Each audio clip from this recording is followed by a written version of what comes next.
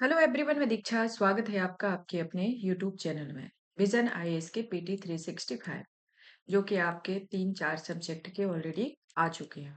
ये आपका current affair कराता है अप्रैल 2025 से नवंबर 2025 के करंट अफेयर को।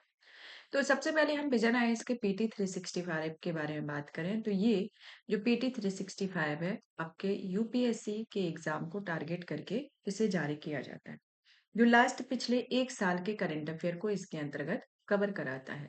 जो अप्रैल से, जैसे कि आपका यूपीएससी का एग्जाम मई में है, तो आपका अप्रैल 2025 से अप्रैल 2026 तक के करंट अफेयर को ये कवर कराएगा।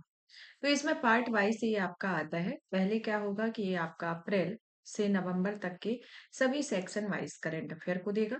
फिर दिसंबर, जनवरी, फरवरी और का एक पार्ट होगा, अपडेटेड पार्ट। फिर आपका मार्च अप्रैल का एक अपडेटेड पार्ट होगा। तो 2 अपडेटेड पार्ट आते हैं और ये आपके प्रत्येक सब्जेक्ट के प्री ओरिएंटेड करंट अफेयर को दिया जाता है।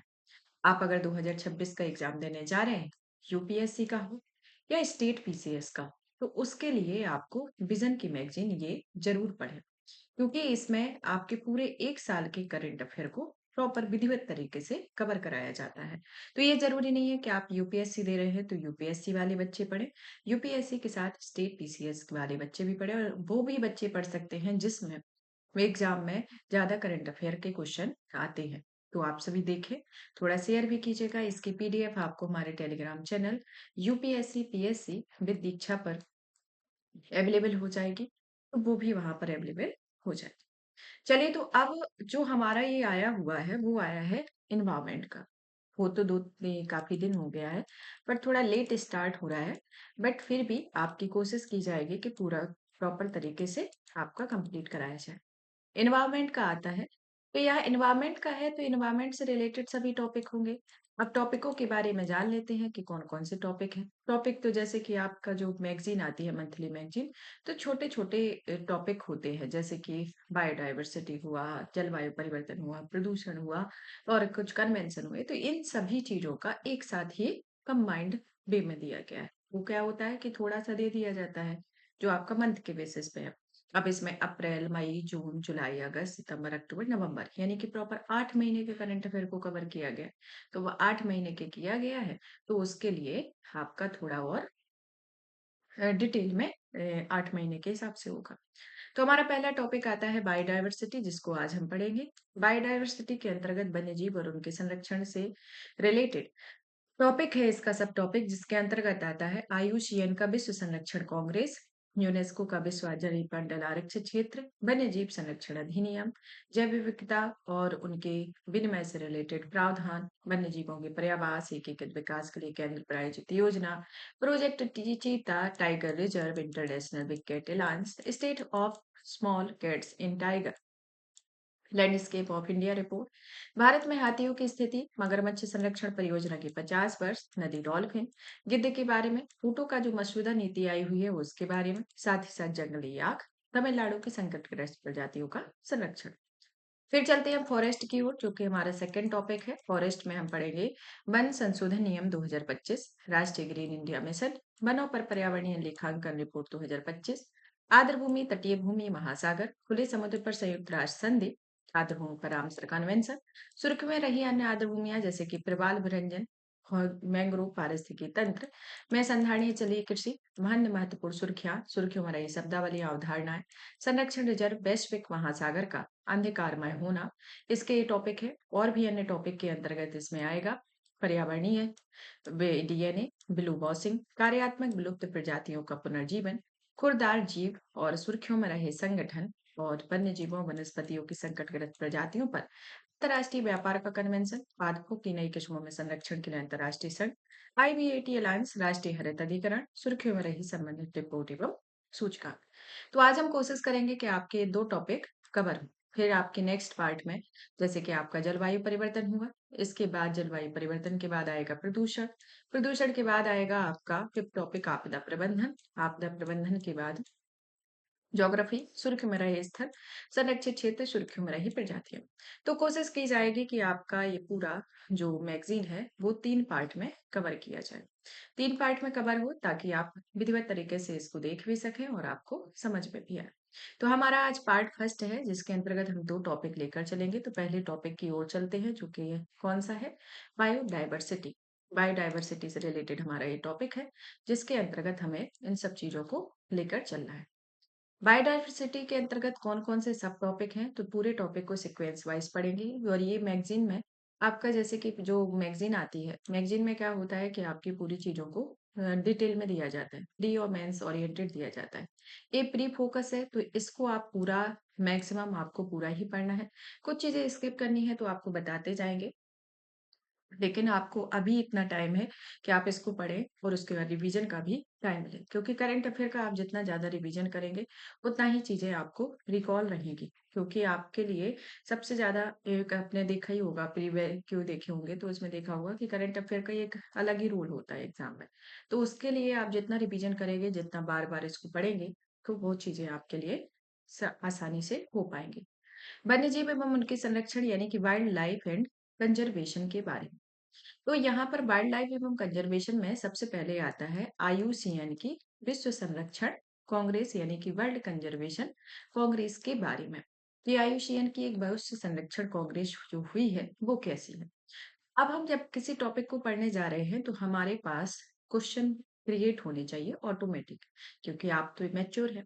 आप UPSC state PCS civil services की तैयारी करते हैं तो इतनी मैच्योरिटी होना चाहिए अगर आप करंट अफेयर पढ़ने जा रहे हैं। पहला तो ये कि अगर ये कांग्रेस हुई है तो ये भारत में कहाँ हो रही है, क्या विश्व में कहाँ पर हो रही है, क्यों हो रही है, किससे रिलेटेड है, मतलब कि किससे संबंधित है, इसके पहले कितनी हो चुकी है, इस कांग्रेस के अंतर्गत कितने मेंबर हैं और ये किन क्षेत्रों में है, क्या इसका ऑब्जेक्ट है। तो ये सब पॉइंट आपके दिमाग में किसी टॉपिक को पढ़ने के पहले होना चाहिए। अगर आप इस तरीके से माइंड को मैप करके चलते हैं कि इस टॉपिक में ऐसा ऐसा होगा, तो जब आप जैसे ही आप टॉपिक को पढ़ना शुरू करेंगे तो आपको उसका आंसर मिलता जाएगा। क्योंकि ज्यादातर चीजें तभी याद होती हैं जब क्वेश्चन आंसर में होता है क्योंकि कहा जाता है ना कि आपका प्री का जैसे एग्जाम है तो कहते हैं सभी टीचर बोलते हो सब है भी कि आप जितना ज्यादा प्रैक्टिस करेंगे प्री के क्वेश्चन की उतना ही आपकी जो शार्पनेस है मतलब कि आपकी जो एक्यूरेसी है वो स्ट्रांग होती है। क्योंकि आता तो सभी को है, पढ़ते हैं सिविल सर्विसेज की तैयारी कर रहे हैं तो सभी सब्जेक्ट, लेकिन कितना एक्यूरेसी है किस तरीके से आपका हिट हो रहा है या नहीं हो रहा है, ये सब चीजें होती है क्वेश्चन को सॉल्व करने से। उसी तरीके से आपको ये मैगजीन भी पढ़नी है। तो ये आपका हो गया। अब चलते हैं हम पहले नंबर आयुष्मान की विश्व संरक्षण कांग्रेस की ओर। किसकी ओर चल रहे हैं? विश्व संरक्षण कांग्रेस की। तो पहला क्वेश्चन क्या था कि ये कहाँ हो रही है? तो ये कहाँ हो रही है? अबू धाबी में, संयुक्त अरब अमीरात में। किसके द्वारा कराई गई? किसके द्वारा कराई गई? आईयूसीएन के द्वारा, अंतरराष्ट्रीय प्रगति संरक्षण संघ से। अब यहाँ पर ये होती है तो इसके कुछ सभा के कुछ प्रस्ताव। अब कौन कौन से प्रस्ताव हैं? जैसे कि 2045 की राह पर प्रगति के लिए एकजुट होना। क्या करना है? प्रगति के लिए एकजुट करने के संदर्भ में जहां पर क्या रणनीति बनाई गई है? 20 वर्षीय एजेंडा, क्योंकि अभी क्या है आपका 2025 चल रहा है, 2045 टारगेट कर रहे हैं तो क्या एजेंडा बनाया है? 20 ईयर का प्लान बनाया हुआ है। 20 ईयर का प्लान बनाया हुआ है जहां पर ये आपका टारगेट सेट किया है जो एक स्ट्रेटजिक विजन के तौर पर जाना जाएगा। अबू धाबी में ये होता है तो अबू धाबी में अगर क्योंकि कोई भी कन्वेंशन होगा या कोई समिट होता है तो जिस जगह पर होता है उस तरीके का कुछ यूनिक नाम रख दिया जाता है। तो यहाँ पर क्या रख दिया? Abu Dhabi call to action ही नाम रख दिया। इसके कितने क्षेत्र निर्धारित किए? टोटल 5 क्षेत्रों को डिवाइड किया गया। 5 क्षेत्र में कौन से आते हैं? जैसे कि प्रगति का मानव कल्याण की बुनियाद के रूप में पुनः पुष्टि करना, बहुपक्षवाद को सशक्त बनाना, न्याय और समावेशन सुनिश्चित करना है, ज्ञान और नवाचार को बढ़ावा देना, प्रकृति और जलवायु परिवर्तन के संसाधनों को बढ़ाना। तो इस तरीके से ये टोटल 5 इसके क्षेत्र हुए। नए सदस्य के तौर पर देखा जाए तो इसमें क्या है, क्योंकि मेंबर की बात आती है तो आपके मेंबर पूछे जाते हैं। अब मेंबर ऐसा नहीं है कि पूरे को मेंबर पूछे जाते हैं। पहला तो ये कि टोटल कितने मेंबर है, टोटल मेंबर। दूसरा ये कि अभी लेटेस्ट में कितने मेंबर इसमें एड ऑन किए गए हैं, तो लेटेस्ट मेंबर कितने हैं, तो ये आपको पता होना चाहिए। तो यहाँ पर 100 से अधिक नए सदस्य शामिल, कितने मेंबर हो गए? 100 एबव हो गए। लेटेस्ट में कौन है? आर्मेनिया, ताजिकिस्तान, मार्शल द्वीप, गैबोन, टुवालू और जिम्बाब्वे आते हैं। ये हो गया। जीवाश्म ईंधन को न्यायोचित रूप से चरणबद्ध तरीके से समाप्त करने का समर्थन करने वाला जो प्रस्ताव पहली बार आया। तो यहाँ इम्पोर्टेंट क्या होगा, क्योंकि ये आपका फर्स्ट टाइम लाया गया है। क्या किया गया? इसे फर्स्ट टाइम लाया गया। वन्य जीवों के जलवायु सहयोग के रूप में मान्यता दी जाती है, जो एक तरीके से क्या होगा, जलवायु समुत्थानशीलता के लिए प्रगति आधारित समाधान को प्रभावी बनाएगा। फिर आते हैं, यहाँ देखते हैं कि पहला तो ये हुआ कि पहली बार ये प्रस्ताव लाया। फिर दूसरा ये कि प्रथम विश्व स्वदेशी जन एवं प्रगति शिखर सम्मेलन का आयोजन भी यहाँ पर होता है। तो इस तरीके से ये जैव विविधता कंजर्वेशन यानी कि बायोडायवर्सिटी कंजर्वेशन से रिलेटेड हो। अंतर्राष्ट्रीय प्रकृति संरक्षण संघ के बारे में जान लेते हैं, क्योंकि यह कन्वेंशन जो है आईयूसीएन के द्वारा कराया जाता है। आईयूसीएन क्या है, थोड़ा थोड़ा क्योंकि आपको पता तो होगा, लेकिन जब हम टॉपिक पढ़ रहे हैं तो उससे रिलेटेड हम साथ में रिवाइज करते जाएंगे। इसका हेडक्वार्टर कहाँ आता है? ग्लैंड, स्विट्जरलैंड में हेडक्वार्टर है। स्थापना 1948 में होती है, जो विश्व का सबसे बड़ा और सबसे विविध पर्यावरणीय नेटवर्क है। यहाँ पर टोटल 1400 प्लस सदस्य है। कितने? 1400 प्लस सदस्य, जहां पर आपके कंट्री भी है, एनजीओ भी है, शोध संगठन भी है और भारत भी इसका सदस्य है। तो इस तरीके से इसकी सदस्यता हुई। शासन व्यवस्था के बारे में बात करें, शासन व्यवस्था किस तरीके से है, तो यहाँ पर आयुषीयन वर्ल्ड कंजर्वेशन कांग्रेस की सदस्य सभा में स्वदेशी शासी निकाय बैठक में प्रत्येक 4 वर्ष में आयोजित होती है। मेजबानी आयुषीयन के किसी सदस्य देश के द्वारा होती है। आयुषीयन की परिषद में वर्ल्ड कंजर्वेशन कांग्रेस के सत्रों के बीच मुख्य शासी निकाय के रूप में ये कार्य करते हैं। इसका उद्देश्य यानी कि ऑब्जेक्ट क्या होगा? प्राकृतिक संसाधनों के प्रबंधन के लिए विश्व भर में हजारों क्षेत्रीय परियोजनाएं संचालित करना। संरक्षित क्षेत्रों पर आयुषीयन की रिपोर्ट आती है। आयुषीयन वर्ल्ड हेरिटेज आउटलुक 4 आदि इसके अंतर्गत देखने को मिलते हैं। तो ये रिपोर्ट भी आपको याद रखना है, क्योंकि रिपोर्ट तो आपके पूछ ही जाती है। तो आपने जान लिया इस टॉपिक के बारे में। अब चलते हैं हम संबंधित सुर्खियों की ओर।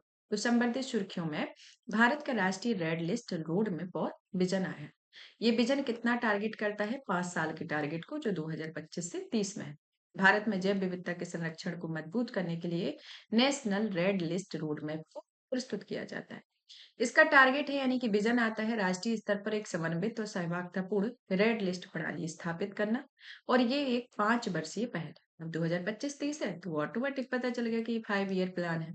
इसका टारगेट क्या है? 11,000 प्रजातियां। तो 11,000 प्रजातियों में कौन आएंगी?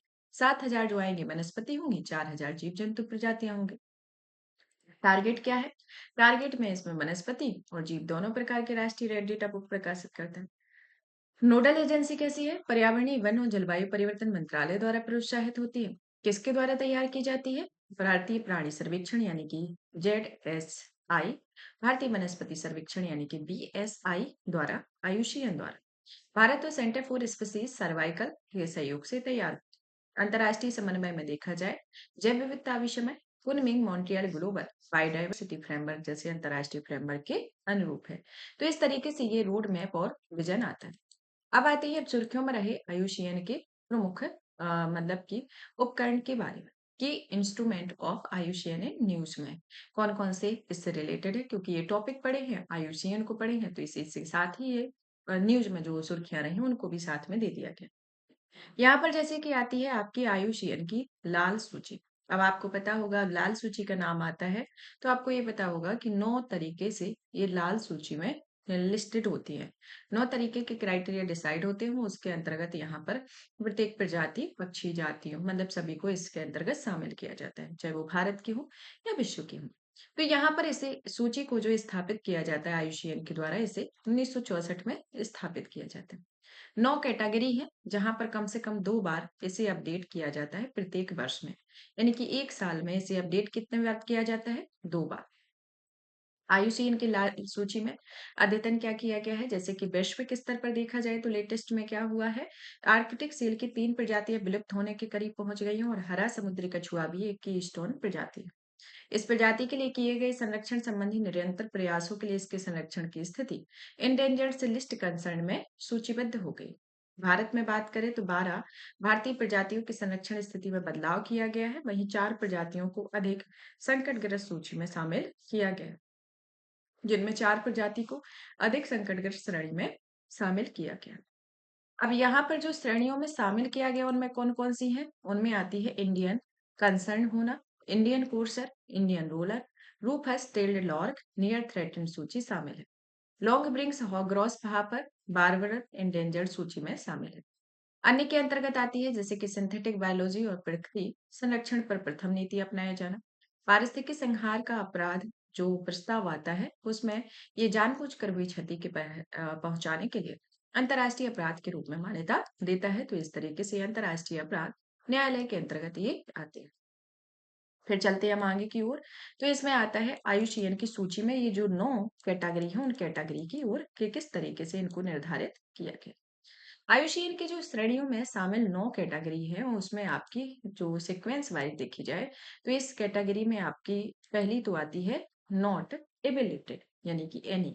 क्या होगी? नॉट एबिलिटेड यानी कि अति संकट ग्रस्त श्रेणी के अंतर्गत आती है। फिर आता है डीपा data deficient, least concern, near threaten, vulnerable, endangered, critically endangered, existence in the wild existence आती है। तो ये टोटल 9 कैटेगरी हो। तो शॉर्ट फॉर्म में याद रख लेंगे NEDT LCNT VU ENCREWEX। यहाँ पर हम सबसे पहले देखते हैं इन दोनों के बारे में। तो यहाँ इन दोनों से रिलेटेड क्या है, जैसे आपकी डेटा डेफिशिएंट के बारे में, जो क्या है एक प्रजाति के विलुप्त होने के खतरे के साथ साथ ये उनकी आबादी वितरण के बारे में पर्याप्त जानकारी ना होना। संकट मुक्त यानी कि आपकी लीस्ट कंसर्न श्रेणी में जहां पर किसी प्रजाति की आबादी इतनी स्थिर होती है कि वह निकट भविष्य में उसके विलुप्त होने की संभावना नहीं होती। संकट उन्मुख का मतलब ये है कि यहाँ क्या है कि कोई भी प्रजाति क्या है संकट श्रेणी में होने की संभावना है। कहीं ना कहीं क्या है यहाँ पर इसके नाम से ये चीजें स्पष्ट हो रही। अब आते हैं सुभेद यानी कि वल्नरेबल के बारे में। ये क्या है? ये किसी प्रजाति के समक्ष उनके प्राकृतिक परिवेश में विलुप्त होने का उच्च खतरा बना है। संकटग्रस्त यानी कि इंडेंजर्ड में कि यह एक किसी प्रजाति के समक्ष अपने प्राकृतिक परिवेश से विलुप्त होने का खतरा बना होता है। गंभीर रूप से संकटग्रस्त जो आती है वह किसी प्रजाति के समक्ष उसके प्राकृतिक परिवेश में विलुप्त होने का अत्यधिक खतरा उच्च खतरा बना होता है। अब आते हैं x tick in the wild के बारे में, जो कि प्राकृतिक परिवेश में विलुप्त हो रही है। जहाँ पर प्रजाति अब अपने प्राकृतिक परिवेश अर्थात वन में नहीं है और यह कुछ समय के लिए कैप्टिक अवस्था या कृत्रिम परिवेश या मूल प्राकृतिक परिवेश से बाहर जीवित है। विलुप्त यानी कि एक्सटिंक्ट बारे के बारे में कि यहाँ पर्याप्त साक्ष्य हैं जो किसी प्रजाति के अंतिम सदस्य की मृत्यु हो गई है तो उसके अंतर्गत इसे देखने को मिलता है। ये हुए। अब चलते हैं हम आयुषीएन के ग्रीन स्टेट्स ऑफ स्पीसीज के बारे में कि ये स्पीसीज क्या होती है और इनकी शुरुआत कब हुई। तो ग्रीन स्टेट स्पीसीज का जो प्रस्ताव है आयुषीएन की उसे 2012 में प्रस्तुत किया जाता है। कब किया जा रहा है? 2012 में। लॉन्च कब किया जा रहा है? 2021 में। और ये लाल सूची का एक वैकल्पिक हिस्सा बना लिया था। इसे क्या किया गया था? एक और वैकल्पिक हिस्से के तौर पर इसे जो रेड लिस्ट है उसे बना लिया गया। इसका उद्देश्य क्या होता है? प्रजातियों, पारिस्थितिकी तंत्रों, संरक्षित क्षेत्रों के संरक्षण की सफलता का मापन करना। लाल सूची का पूरक है जहां पर विलुप्त होने के जोखिम पर ये केंद्रित होती है। संरक्षण की सफलता को ये रेखांकित कर रही है। यहाँ पर 8 ग्रीन स्टेट्स हैं जहां पर extended in the world, critically depleted, largely depleted, moderately depleted, slightly depleted, fully recovered, non depleted, indeterminate है। और यहाँ पर 100 से अधिक प्रजातियां जो है वो आयुषीयन के ग्रीन स्टेट्स का दर्जा है। अब आते हैं ग्रीन स्कोर के बारे में, जो यह दर्शाता है कि कोई प्रजाति फुली रिकवर्ड या पूर्ण रूप से पुनर्प्राप्त होने के कितने निकट है। जैसे कि कोई प्रजाति फुली रिकवर्ड या पूर्ण रूप से प्राप्त है या नहीं। तो किस तरीके से नहीं है तो उसके भी क्राइटेरिया है, क्योंकि अगर कोई प्रजाति है तो उसके क्राइटेरिया दिए गए होते हैं। क्राइटेरिया क्या होंगे कि यह ऐतिहासिक पर्यावास के सभी भागों में मौजूद है, वह अपने पूरे पर्यावास में व्यवहार आबादी में मौजूद है, वह अपने पर्यावास के सभी भागों में पारिस्थितिकी कार्य में संपन्न करती है। अब आते हैं केंटर आर मिलर पुरस्कार के बारे में। ये पुरस्कार क्या है? कांजीरंगा के जो निर्देशक आते हैं उन्हें राष्ट्रीय उद्यानों में नवाचार के लिए आयुषीएन के केंटर आर मिलर पुरस्कार से सम्मानित किया गया है। ये पुरस्कार क्यों हाईलाइटेड हो गया? हाईलाइट होने के पीछे क्या वजह है? क्योंकि ये पहले भारतीय है जिन्हें इस पुरस्कार से सम्मानित किया गया। इम्पोर्टेंट तो था, लेकिन क्या हुआ, ये फर्स्ट इंडियन है जिनको ये पुरस्कार दे दिया, तो ये आपका और ज़्यादा इम्पोर्टेंट हो जाता है। अब इसके गठन के बारे में बात करें तो इसका गठन कब होता है? विश्व संरक्षित क्षेत्र आयोग के द्वारा किया जाता है और यह आईयूसीएन के 6 तकनीकी आयोगों में से एक आता है। यह पुरस्कार जो आता है, यहाँ पर राष्ट्रीय उद्यानों में नवाचार, संरक्षित क्षेत्र की संधारणीयता, जो 2006 में शुरू होती है, जहाँ पर व्यक्तियों को सम्मानित किया जाता है, राष्ट्रीय उद्यानों और संरक्षित क्षेत्रों के संरक्षण में नवाचार किया जाता है, नेतृत्व कार्य की भूमिका निभाई जाती है। यह पुरस्कार प्रत्येक 2 वर्षों में एक बार आईयूसीएन के डब्ल्यूसीपीए द्वारा प्रदान किया जाता है, तो इस तरीके से इन पुरस्कारों के बारे में आता है। अब आते हैं आईयूसीएन के स्पीसीज सर्वाइकल कमीशन, क्योंकि हम आईयूसीएन से रिलेटेड जो भी चीजें सुर्खियों में रही उन सभी को एक साथ देख रहे हैं, तो उसकी स्थापना जो होती है 1949 में होती है। यहाँ विश्व के लगभग प्रत्येक देश से जुड़े 10,500 से अधिक स्वैच्छिक विशेषज्ञों को विज्ञान आधारित नेटवर्क होता है और यहाँ पर विवेक मेनन को वर्ष 2025 से 29 के लिए आयुषियन की स्पीसीज सर्वाइकल कमीशन का नया अध्यक्ष चुना जाता है। जिसकी भूमिका में देखा जाए तो आयुषियन को जैव विविधता संरक्षण, प्रजातियों के प्राकृतिक महत्व, पारिस्थितिकी तंत्र के स्वास्थ्य और कार्यप्रणाली में उनकी भूमिका से संबंधित जानकारी प्रदान करता है। फिर आते हैं IUCN world heritage outlook four report के बारे में कि अंतर्राष्ट्रीय प्रकृति संरक्षण संघ ने आईयूसीएन विश्व धरोहर आउटलुक फॉर रिपोर्ट जारी की है। यह रिपोर्ट प्राकृतिक और मिश्रित विरासत स्थलों की संरक्षण की स्थिति का आकलन करती है। यहाँ पर सकारात्मक संरक्षण आउटलुक वाले स्थलों पर पहली प्रतिशत पहली बार काफी कम हो गया और भारत से संबंधित निष्कर्ष में जैसे कि कंजर्वेशन आउटलुक रेटिंग में केवल कंचनजंगा राष्ट्रीय उद्यान को गुड रेटिंग प्राप्त हुई है। सुंदरबन राष्ट्रीय उद्यान को 2020 से 25 में इसके संरक्षण में आउटलुक दर्जे गिरावट देखी गई है और यह मानस राष्ट्रीय उद्यान और पश्चिमी घाट का भी सिग्निफिकेंट कंसर्न श्रेणी में आता है। तो इस तरीके से ये फोर रिपोर्ट के अंतर्गत इन चीजों को संदर्भित किया गया। चलते हैं हम आगे की ओर, तो उसमें आता है शेर पेंथेरा लियो के लिए पहला ग्रीन स्टेट्स असेसमेंट मिला हुआ है। तो अब यहाँ पर क्वेश्चन ये आता है, पहला तो हमें जानना पड़ेगा एशियाई शेर के बारे में कि आखिर इनकी क्या खासियत होती है।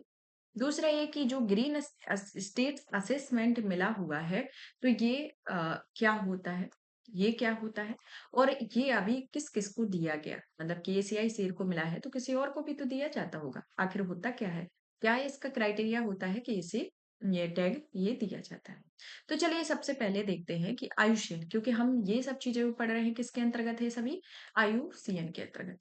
पीटी 365 में एक यही प्रॉफिट होता है कि आपको एक ही कंटेंट, मतलब एक टॉपिक से रिलेटेड कंटेंट आपको एक ही जगह पर अवेलेबल हो जाता है। तो आपको आयुषियन से रिलेटेड जो भी चीजें सर्च करनी है तो आपको पहले ही स्टार्टिंग में दिए गए। आयुषियन जो आता है सेर यांति यानी कि पैंथरा लियो के लिए पहला ग्रीन स्टेट्स असेसमेंट जारी करता है। सेर या पैंथरा लियो के लिए प्रथम ग्रीन स्टेट्स असेसमेंट के बारे में बात करें तो ये काफी हद तक कम हो, लार्जली डिप्लेटेड, इनकी आबादी काफी कम हो गई है। क्या हो गया है, इनकी आबादी कम हो गई। एक शेर उत्तरी अफ्रीका, दक्षिणी पश्चिमी एशिया में विलुप्त हो चुके हैं। इनकी संरक्षण सफलता में देखें तो ये पश्चिमी और दक्षिणी मध्य अफ्रीका, दक्षिणी अफ्रीका तथा भारत के कुछ हिस्सों के लिए प्रयासों में संभावित विलुप्ति को रोकने में मदद करते हैं। यहाँ पर जो शेर देखा जाए, एशिया शेर जो है इसकी जो श्रेणी जो आती है, तो यहाँ डब्ल्यूपीए की 1972 की अनुसूची फर्स्ट के अंतर्गत शामिल किया गया है। साथ ही साथ साइट्स के परिशिष्ट फर्स्ट में और आयुषेन की वल्नरेबल श्रेणी में इसे घोषित किया गया है। जो 9 श्रेणी है उनमें से वल्नरेबल में ये आते हैं। अब इनमें क्या दिया गया है कि ये हमने ग्रीन स्टेट्स के बारे में देख लिया। अब ये एशियाई शेर का ये चित्र आप देख लेंगे अच्छे से। तो एशियाई शेर और हम अफ्रीकी शेर की कंपैरिजन करेंगे। एशियाई शेर का जो कंपैरिजन और अफ्रीकी शेर के कंपैरिजन में बात करें तो यहाँ पर जैसे कि इनके पर्यावास को लेकर, एशियाई शेर का जो पर्यावास है भारत में केवल गिर राष्ट्रीय उद्यान में। अफ्रीकी शेर का कहाँ है, उप सहारा अफ्रीका यानी कि सवाना या घास के मैदान। अयाल यानी कि सिर के गले पर बाल होना, जैसे कि आपने इस इमेज में नोटिस किया होगा कि सिर के गले में यहाँ पर बाल है। अपेक्षाकृत छोटा गला, छोटा गहरा बिरल अयाल होता है, कान लगभग स्पष्ट दिखाई देते हैं। लेकिन जो अफ्रीकी शेर होता है वहां पर अपेक्षाकृत घना और बड़ा अयाल होता है, कान और गर्दन को ये जो ढक देता है। त्वचा की तह के बारे में बात करें तो त्वचा की जो अनिद्र्य तह है जो पेट के साथ चलती है और इनकी सामान्य विशेषता है और इसमें क्या होती है एशिया अफ्रीकी शेर में अनुपस्थित होती है। शरीर का आकार कैसा है? अफ्रीकी शेरों से छोटा होता है, आमतौर पर एशियाई शेरों से बड़े होते हैं। और ये आपका इस संरक्षण की जैसे कि इसके लिए प्रजनन के लिए कोई विशेष ऋतु नहीं होती। अगर इनका प्रजनन होता है तो कोई ऋतु बेस्ड नहीं होता है, बल्कि इसमें एक घोषणा की गई थी संरक्षण रिजर्व के लिए 15 अगस्त 2020 को प्रोजेक्ट लाइफ की घोषणा की जाती है। तो इस तरीके से ये है और इन्हें किसमें शामिल किया गया है? वन्यजीव संरक्षण की अनुसंशोधन की सूची साइट्स के परिशिष्टों के अंतर्गत अनुसूची फोर्थ की सूची में शेड्यूलबद्ध किया गया है, सूचीबद्ध किया गया। अब आते हैं हम संबंधित सुर्खियों की ओर। संबंधित सुर्खियों में आता है आपका वर्धा वन्यजीव अभ्यारण्य। क्या होगा? वर्धा वन्यजीव अभ्यारण्य, Wardha wild life sanctuary. Wardha wild life sanctuary जो आती है वह एशियाई शेरों के लिए एक दूसरे पर्यावास के रूप में उभर रही है। यहाँ उसकी अवस्थिति देखें तो गुजरात के पोरबंदर देवभूमि द्वारका जिले में है। प्रमुख वनस्पति जात में गोरड़, बबूल, थार, रायल, बेर, जामुन, अम्ली दूधलो बांस आता है। प्रमुख प्राणी जात में सांभर, चीतल, सिंकारा आदि आते हैं। तो इस तरीके से ये वर्धा वन्यजीव अभ्यारण्य के बारे में। आगे की ओर चला जाए तो आते हैं यूनेस्को का विश्व जीव मंडल आरक्षित क्षेत्र यानी कि UNESCO world network of biosphere reserve. अब ये वर्ल्ड नेटवर्क बायोस्फीयर रिजर्व यानी कि VNBR जो आता है वो एक तरीके से देखा जाए तो यूनेस्को ने अभी तक 26 नए स्थलों को VNBR में शामिल किया है। जहां पर जो अभी लेटेस्ट में भारत का जो शामिल है वो शीत मरुस्थल जीव मंडल आरक्षित क्षेत्र भी शामिल हो गया है जो आपका हिमाचल प्रदेश में स्थित है। WNBR के बारे में बात करें तो इसकी स्थापना जो होती है 1976 में होती है। इसका प्रबंधन यूनेस्को की मैन एंड बायोस्फीयर प्रोग्राम के तहत किया जाता है। अब मैन एंड बायोस्फीयर प्रोग्राम के तहत किया जाता है तो WNBR की स्थापना तो 1976 देख ली। तो मैन एंड बायोस्फीयर रिजर्व के कार्यक्रम की शुरुआत कब होती है? 1971 में होती है, जो कैसा है एक अंतर सरकारी वैज्ञानिक कार्यक्रम होता है। इसका उद्देश्य क्या है? मनुष्य और पर्यावरण के बीच संबंधों को बेहतर बनाना है, जो कि वैज्ञानिक आधार को तय करता है। मैन एंड बायोस्फीयर रिजर्व के अंतर्गत भारत में टोटल 13 बायोस्फीयर रिजर्व आते हैं। अब 13 बायोस्फीयर रिजर्व में कौन सा है? पहले नंबर पर तो आपका शीत मरुस्थल हिमाचल प्रदेश में है, कंचनजंगा सिक्किम में आएगा, नंदा देवी उत्तराखंड में, कच्छ गुजरात में, और आपका मानस डिब्रू साइखोवा असम में, देहांत बाग अरुणाचल प्रदेश में, नौकरेक मेघालय, सुंदरबन पश्चिम बंगाल, सिमली पारोलो उड़ीसा, पचमढ़ी पन्ना मध्य प्रदेश, अचानक मार अमरकंटक छत्तीसगढ़ मध्य प्रदेश, सीसाचलम आंध्र प्रदेश, नीलगिरी कर्नाटक तमिलनाडु, केरल, मन्नार की खाड़ी तमिलनाडु, ग्रेट निकोबार अंडमान और ग्रेट निकोबार अगस्तमाला तमिलनाडु और केरल में है। तो इस तरीके से देखा जाए तो ये जो नेटवर्क आता है वो आपका नेब यानी कि जैव मंडल आरक्षित विश्व नेटवर्क नेब यूनेस्को का एक हिस्से के अंतर्गत भी है। ये टोटल आपके 13 क्षेत्र आ गए और ये क्या है? यूनेस्को नेटवर्क का हिस्सा है। तो विश्व भर में जैसे कि भारत में टोटल 13 है तो विश्व में कितने हैं? टोटल 87, 85, 785। मध्य अफ्रीकी राष्ट्र आता है साउथ आर्म एंड प्रिंसिपे जो कि विश्व का ऐसा पहला देश बन गया है जिसने अपने पूरे क्षेत्र में जैव मंडल आरक्षित क्षेत्र घोषित कर दिया है। मैप के तहत जैव मंडल आरक्षित क्षेत्र को नामित किए जाने वाली संस्था के तौर पर देखें तो नैप मैप जो है एक अंतर्राष्ट्रीय समन्वय परिषद के निर्णयों के अनुसार यूनेस्को के महानिदेशक के द्वारा इसे नामित किया जाता है। प्रयुक्त कार्यप्रणाली में जैव मंडल आरक्षित क्षेत्र में सेबली रणनीति और जैव मंडल आरक्षित क्षेत्र के विश्व नेटवर्क का एक सांविधिक ढांचा है। इसका प्रस्ताव यूनेस्को के सभी सदस्य राष्ट्र और सहयोगी सदस्य अपनी ओर से किसी स्थल को नामांकन के लिए प्रस्तावित करते हैं और नामांकन जब होता है तो उसके बाद इस क्षेत्र के जैव मंडल आरक्षित क्षेत्र को उस देश के संप्रभु अधिकार क्षेत्र में रहता है जहां वो उपस्थित अवस्थित रहते हैं। आवधिक समीक्षा के बारे में बात करें तो यह क्षेत्र प्रत्येक वर्ष वर्ष में समीक्षा की जाती है और ये इसमें आवश्यक मानकों के पूरा नहीं करता है तो इसमें यूनेस्को की ये जो मान्यता जो है वो वापस ले ली जाती है। अब हम देखते हैं लेटेस्ट वाले शीत मरुस्थल जैवमंडल आरक्षित क्षेत्र के बारे में जो कि आपका हिमाचल प्रदेश में अभी आपका एक है ही और ये आपका उत्तर में लद्दाख और दक्षिण में किन्नौर में ये विस्तृत है, जो हिमाचल प्रदेश की आपकी लेह और कारगिल क्षेत्र जिले से लेकर किन्नौर, हिमाचल प्रदेश की स्पीति घाटी और किन्नौर जिले तक विस्तृत है। तो इसकी अवस्थिति को देख लेते हैं, साथ ही साथ इस क्षेत्र की क्या खासियत है, जो इसको इसके अंतर्गत एड ऑन किया गया। शीत मरुस्थल के विस्तार के बारे में बात करें तो यह हिमालय क्षेत्र में है। उत्तर में लद्दाख और तो दक्षिण में किन्नौर की तट विस्तृत होगा। भारत का पहला उच्च ऊंचाई वाला शीत मरुस्थल जीवमंडल आरक्षित क्षेत्र है। जहां पर शीत मरुस्थल में हिमाचल प्रदेश में स्थित भाग को यूनेस्को के WNBR में शामिल किया गया और सबसे शीत और शुष्क सफारी तंत्रों में से एक आता है। संरक्षित क्षेत्र के बारे में बात करें तो पिनबेली राष्ट्रीय उद्यान और उसके आसपास के क्षेत्र को चंद्रताल, सरचू एवं किब्बर वन्यजीव अभ्यारण्य होता है। यहाँ पर बायोम में शीत मरुस्थल बायोम का निर्माण होता है। चरम जलवायु दशाएं होती हैं। हिमालय के प्रमुख विमुख ढलान पर अवस्थिति और बहुत अधिक ऊंचाई होती है। इस क्षेत्र में बौद्ध संस्कृति का प्रभुत्व होता है, जहाँ पर गोम्पा बौद्ध मठ, चोल्टन विशेष प्रकार के स्तूप, मणि दीवारें, पत्थरों की लंबी या चौड़ी कतारें जैसी संरचना है। लद्दाख का बौद्ध मंत्रोच्चार यूनेस्को की मानवता की अमूर्त सांस्कृतिक विरासत की प्रतिनिधि सूची में शामिल है, जहां पर प्राणी जात में हेमतोदिया प्रमुख प्रजाति, हिमालयी आइबेक्स, नीली भेड़, हिमालयी भेड़िया, गोल्डन ईगल आदि इसके अंतर्गत आते हैं। अब आते हैं वन्य जीव संरक्षण अधिनियम 1972 की। यह अधिनियम क्या कहता है?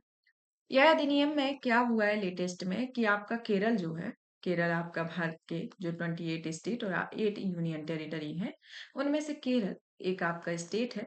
उसमें वन्य जीव संशोधन वन्य जीव संरक्षण अधिनियम में संशोधन किया गया और ऐसा पहली बार हुआ है कि किसी स्टेट ने इसमें संशोधन किया है, तो और ज्यादा ये इंपॉर्टेंट हो जाता है।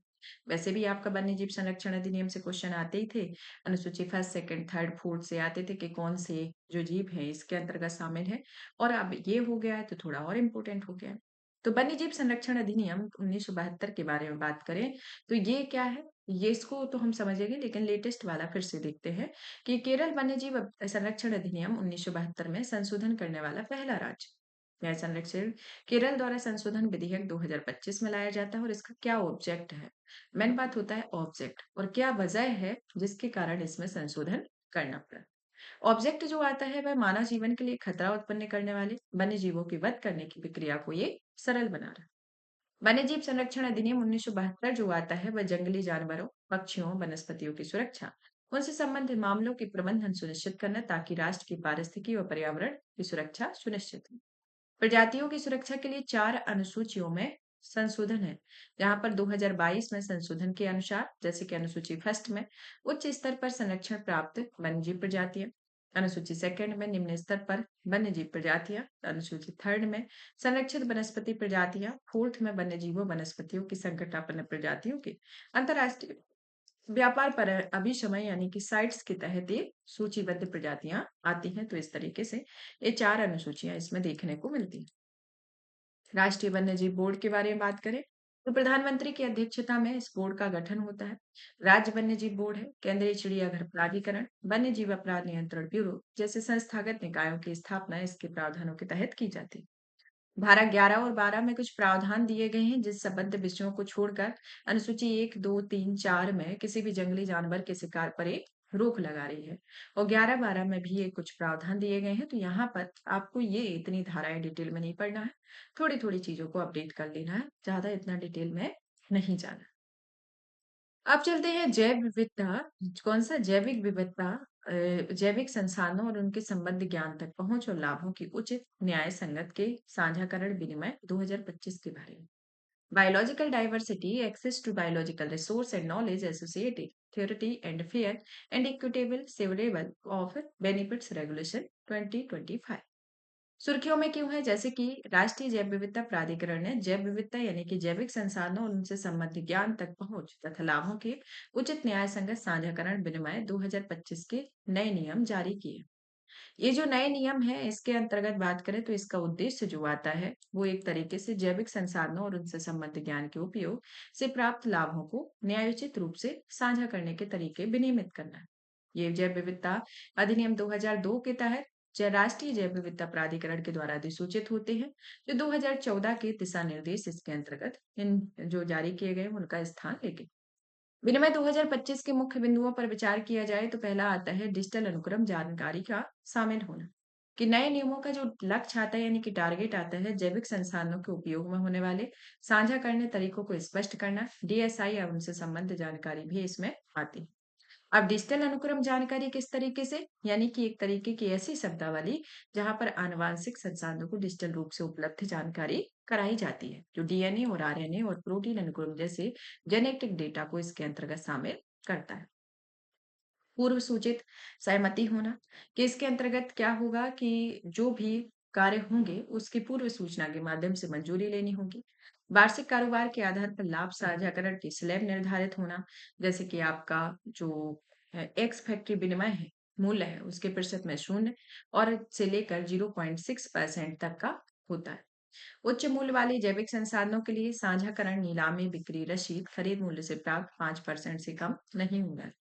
अनुसंधान के लाभों के लिए आपसी सहमति के अनुसार एनबीए के साथ साझा किए जाएंगे।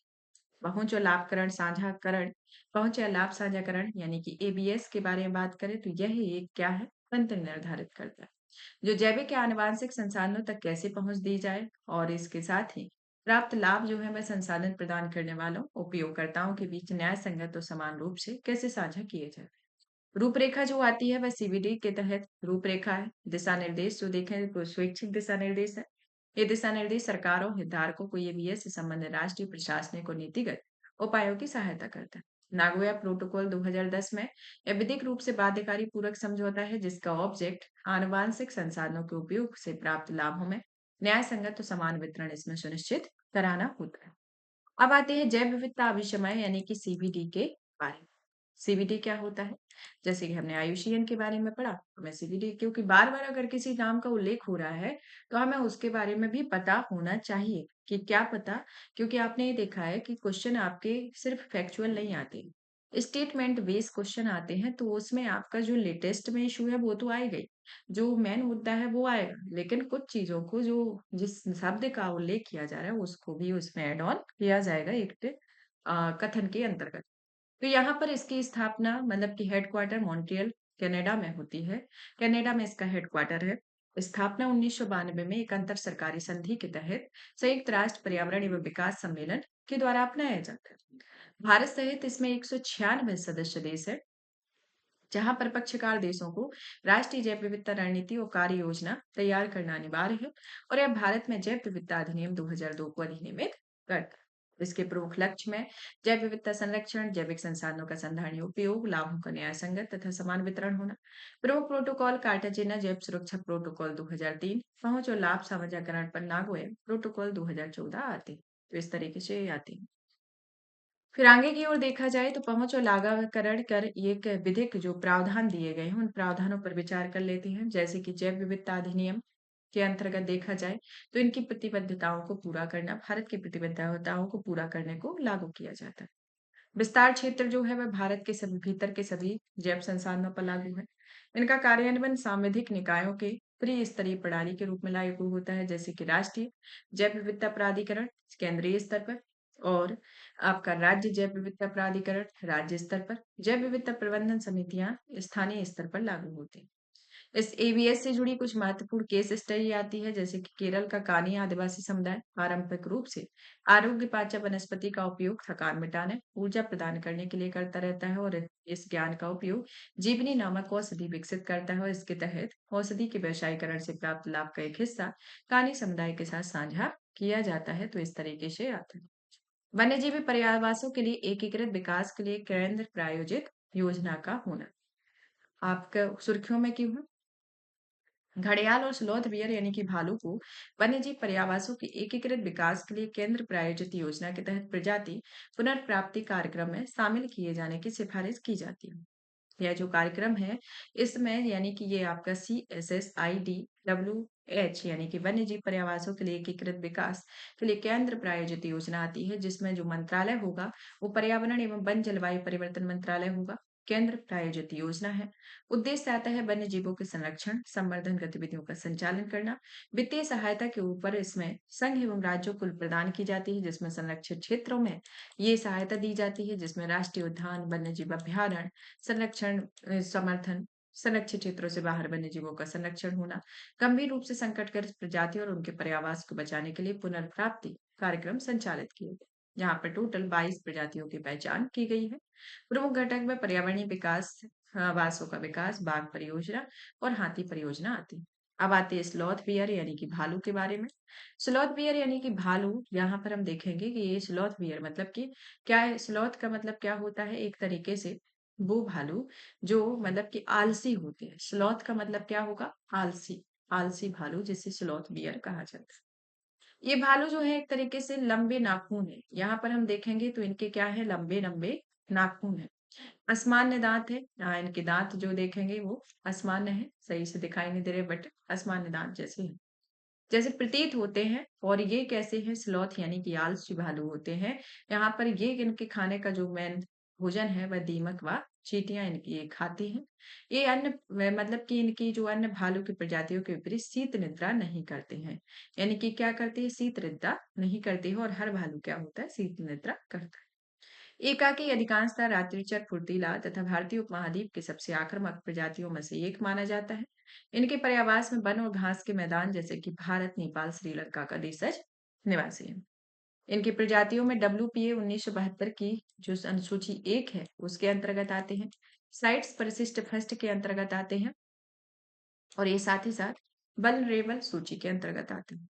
इनको खतरा किससे है, जैसे कि पर्यावरण का हिरास क्षरण होना, ये तो सभी के लिए है कि पर्यावरणीय हिरास करी जाए। मानव वन्य जीव संघर्ष होना, वैश्विक आबादी जो है वह 20,000 से कम इनकी देखने को मिलती है। अब इनके संरक्षण के लिए प्रयास क्या किए जा रहे हैं अगर खतरा है तो, जैसे कि प्रोजेक्ट स्लॉथ बियर 2025, दारोजी स्लॉथ भालू अभ्यारण्य कर्नाटक, एशिया का पहला समर्पित स्लॉथ भालू अभ्यारण्य, इनके लिए संरक्षण का प्रयास किया गया है इसके अंतर्गत। अब चलते हैं नेक्स्ट टॉपिक की ओर, प्रोजेक्ट चीता की ओर। किसकी ओर जा रहे हैं, प्रोजेक्ट चीता। सुर्खियों में क्यों है, तो हाल ही में देखा जाए तो भारत और बोत्सवाना ने 8 चीतों को भारत लाने की औपचारिक घोषणा की हुई। कितने चीते, 8 चीते भारत लाने की घोषणा हुई है। और ऐसा पहली बार नहीं है, पहले भी हो चुका है। प्रोजेक्ट चीता के बारे में बात करें कि ये किसके अंतर्गत लाए जाते हैं, तो उसके लिए कुछ मिशन तो होगा, कुछ प्रोजेक्ट तो होगा, तभी तो ये चीजें शुरू की गई। तो 2022 में एक ऐतिहासिक वन्यजीव संरक्षण पहल होती है जिसके अंतर्गत ये प्रोजेक्ट चीता शुरुआत होती है। इसका उद्देश्य क्या रहता है कि 1940 के दशक के अंत और 1950 के दशक के शुरुआत के बीच में, इस टेन्योर के बीच में जो भी चीता सर्वविलुप्त हो चुके हैं उन्हें भारत में फिर से बसाना है। यह प्रोजेक्ट टाइगर के अंतर्गत संचालित होते हैं, जिसे 2023 से 24 में प्रोजेक्ट टाइगर एंड एलिफेंट नाम दिया जाता है। और कुनू राष्ट्रीय उद्यान में 30 चीतों की आबादी टोटल मौजूद है। इसके कार्यान्वयन एजेंसी के बारे में बात करें तो यह राष्ट्रीय बाघ संरक्षण प्राधिकरण यानी कि NTCA है। और यह केंद्रीय पर्यावरण, वन एवं जलवायु परिवर्तन मंत्रालय के अधीन एक सांविधिक निकाय है, जिसका गठन 2006 में संशोधित वन्यजीव संरक्षण अधिनियम 1972 के प्रावधानों के अंतर्गत किया जाता है। अब यहाँ पर टेक्निकल सपोर्ट किसके द्वारा दिया जाता है, तो यह भारतीय वन्यजीव संस्थान है उसके द्वारा। प्रोजेक्ट चीता को संचालन समिति कब गठित की जाती है, 2003 में NTCA के द्वारा की जाती है। और यह प्रोजेक्ट के कार्यान्वयन की निगरानी और मूल्यांकन करना और परामर्श देना होता है। और ये आपके ऑलरेडी क्वेश्चन इससे आए भी हुए हैं। मुख्य उद्देश्य क्या है, जैसे कि सुरक्षित पर्यावासों में चीतों को प्रजननशील समष्टि बसाना, खासतौर पर उन क्षेत्रों से जहां से ऐतिहासिक रूप से पाए जाते हैं। खुले वन या सवाना घास भूमियों के पुनर्बहाल करने के लिए चूते के एक फ्लैगशिप अम्ब्रेला प्रजाति के रूप में उपयोग करना। प्रोजेक्ट चीता का इको डेवलपमेंट और इको टूरिज्म के लिए उपयोग करना, ताकि स्थानीय समुदायों में आजीविका के अवसर बढ़ाए जा सके। अब चीता जो आते हैं दो तरीके के हैं, एक एशियाई तो दूसरे अफ्रीकी। जान लेते हैं इनके अंतर्गत किस क्या खासियत होती है इन दोनों चीता। तो यहाँ पर एशियाई चीता जो आते हैं वो आपके WPA 1972 के अनुसूची 1 में, परिशिष्ट की साइट की परिशिष्ट फर्स्ट में और IUCN की CR श्रेणी में आती है। IUCN की ये वल्नरेबल में है और ये आपके साइट्स परिशिष्ट फर्स्ट में है। तो इस तरीके से ये एशियाई और अफ्रीकी चीता के बारे में। इन चीतों की विशेषताएं देखें तो ये विश्व के सबसे तेज स्तनपायी हैं, जो भारत में विलुप्त हो जाने का एक बड़ा मांसाहारी है, जो आपका 1952 में हुआ था। अन्य बड़ी बिल्लियों जहां पर शेर, बाघ, तेंदुआ, जगुआर के विपरीत चीता दहाड़ नहीं सकता है। क्या कर नहीं सकता है, दहाड़ नहीं सकता है। इनके पर्यावास जैसे कि एशियाई चीता कहाँ है? केवल पूर्वी ईरान के शुष्क क्षेत्रों में पाए जाते हैं और भारत में इसे आधिकारिक रूप से 1952 में विलुप्त घोषित कर दिया। अफ्रीकी चीते जो हैं पूरे अफ्रीका के घास मैदानों, झाड़ीदार क्षेत्रों, खुले वनों में पाए जाते हैं, विशेष रूप से बोत्सवाना, नामीबिया, दक्षिण अफ्रीका में। और नामीबिया में चीते की सबसे बड़ी प्रजाति पाई जाती है, आबादी पाई जाती है। तो इस तरीके से अब आते हैं हम नेक्स्ट गांधी सागर वन्यजीव अभयारण्य के बारे में। गांधी सागर वन्यजीव अभयारण्य के बारे में बात करें तो इसकी अवस्थिति की ओर सबसे पहले चलते हैं, जो कहाँ पर स्थित है? पूर्वी मध्य प्रदेश में, जहां पर यह क्षेत्र जो है निमाड़ क्षेत्र के नाम से जाना जाता है। यहाँ जो वनों के प्रकारों के बारे में बात करें तो ये खटियार, खड़ियार, गिर शुष्क वर्णपाती वन का भाग है। इनकी नदी चंबल नदी है। बांध जो आते हैं गांधी सागर बांध के बैक वाटर यानी कि पश्च जल से घिरा हुआ है। वृक्ष जो आते हैं सलई, करधई, धावड़ा, तेंदु, पलास है। वन्यजीव में जंगली कुत्ते, चिंकारा, तेंदुआ, ऊदबिलाव, मगरमच्छ है। ऐतिहासिक में ये विश्व प्रसिद्ध चतुर्भुज नाला रॉक शेल्टर यानी कि शैलाश्रय का हिस्सा है। तो इस तरीके से गांधी सागर वन्यजीव अभयारण्य के ये भाग आते हैं। अब चलते हैं हम टाइगर रिजर्व की ओर, यानी कि टाइगर रिजर्व क्या है? टाइगर रिजर्व के बारे में बात करें, सुर्खियों में क्यों है? तो यहाँ पर इनके पर्यावास न्यूनीकरण, अनियंत्रित पर्यटन, कॉरिडोर विखंडन के कारण बढ़ते मानव वन्य जीव संघर्षों की समस्या के निपटने के लिए टाइगर रिजर्व के संरक्षण हेतु निर्देश जारी किए गए। यहाँ पर सर्वोच्च न्यायालय के द्वारा कुछ निर्देश जारी किए जाते हैं, जैसे कि टाइगर सफारी पर रोक होना, यहाँ पर कोर क्षेत्र या निर्दिष्ट बाग गलियारों में किसी भी टाइगर सफारी की अनुमति नहीं होती। इनकी अनुमति में केवल बफर जोन में स्थित गैर वन या अवक्रमित वन भूमि पर दी जाती है। रात्रि पर्यटन में ये कोर या महत्वपूर्ण बाघ आवासों में रात्रि पर्यटन पर प्रतिबंध लगाए जाते हैं।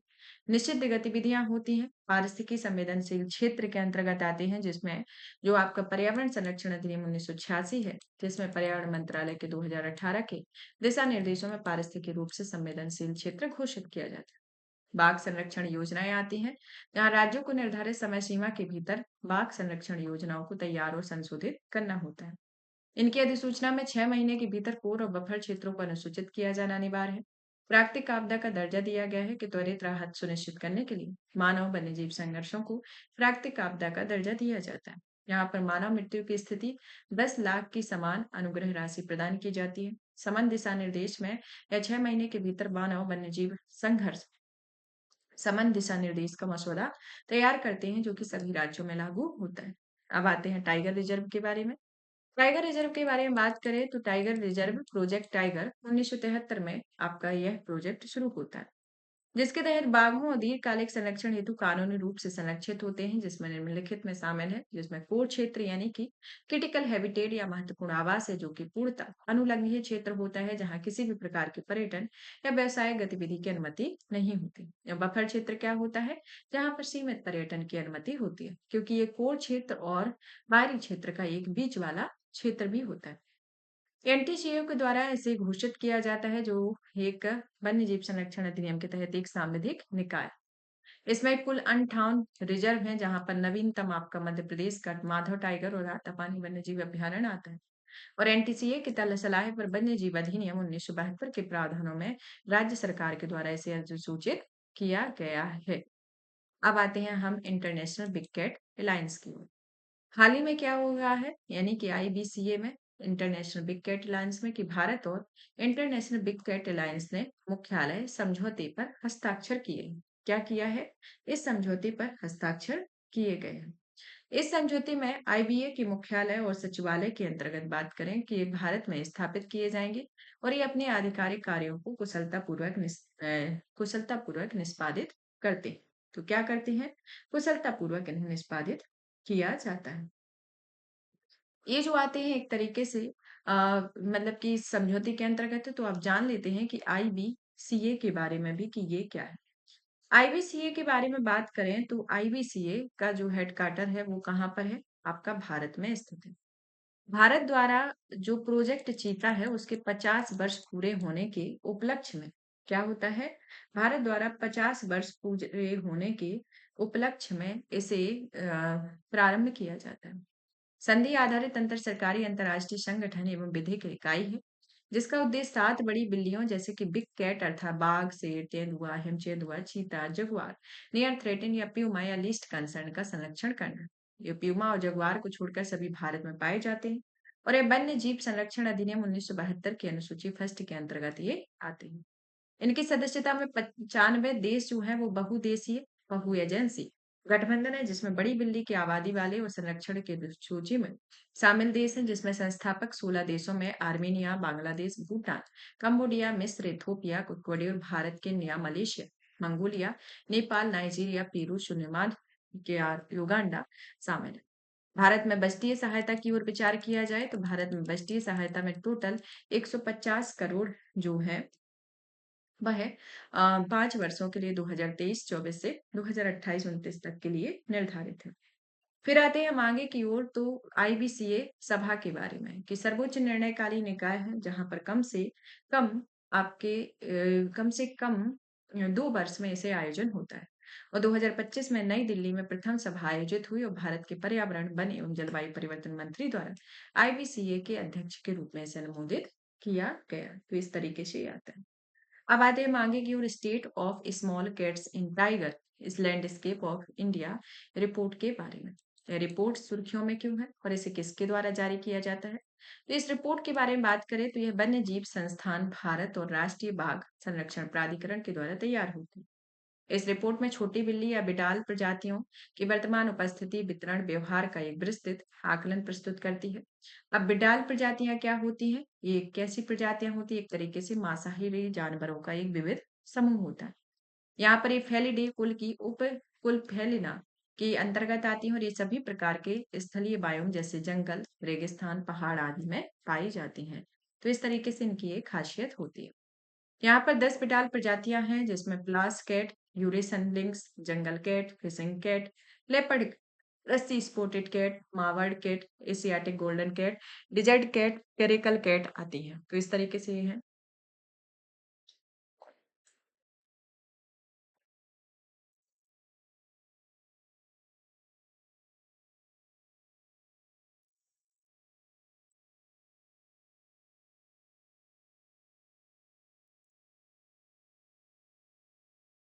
अब जंगल कैट के बारे में बात करें।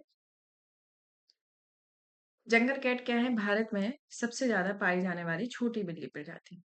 इसके बाद आती है रस्टी स्पॉटेड कैट, दुनिया की सबसे छोटी जंगली बिल्ली स्थान है और रस्सी स्पॉटेड कैट दुनिया की सबसे छोटी जंगली बिल्ली प्रजाति।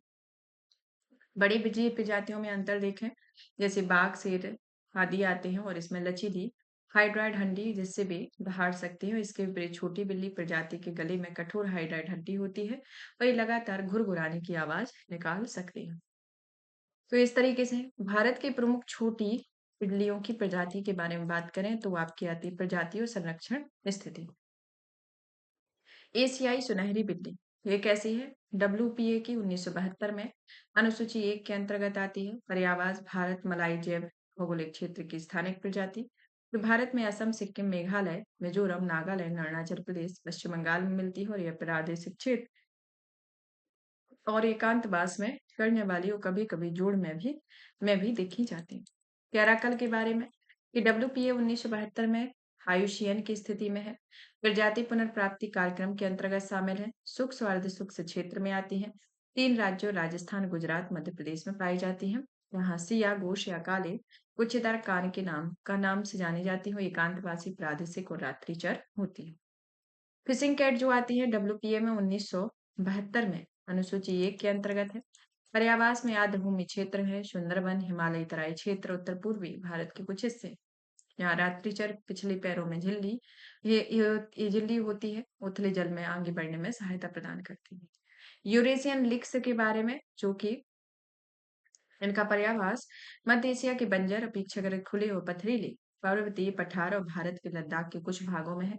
इनकी मुख्य विशेषता में मुख्यतः एकांतवासी प्रादेशिक रात्रिचर होती है।